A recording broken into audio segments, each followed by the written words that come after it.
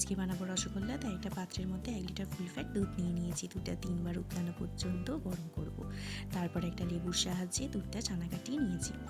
এরপর একটা সুতির কাপড়ে ছানার জল ভালো করে ঝরিয়ে নিয়েছি এবং ছানা ঠান্ডা হয়ে যাওয়ার পর একটা পাত্রে হাতের সাহায্যে ভালো করে মেখে নিচ্ছি। সাথে 1 চামচ ময়দা মিশিয়ে নিতে হবে। এরপর হাতের সাহায্যে গোল করে নিতে হবে এইভাবে।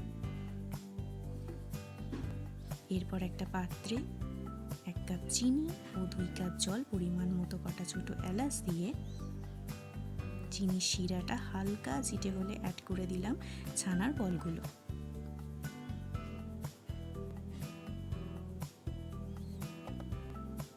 এর মধ্যে কিছুটা ময়দা গোলা জল অ্যাড করব।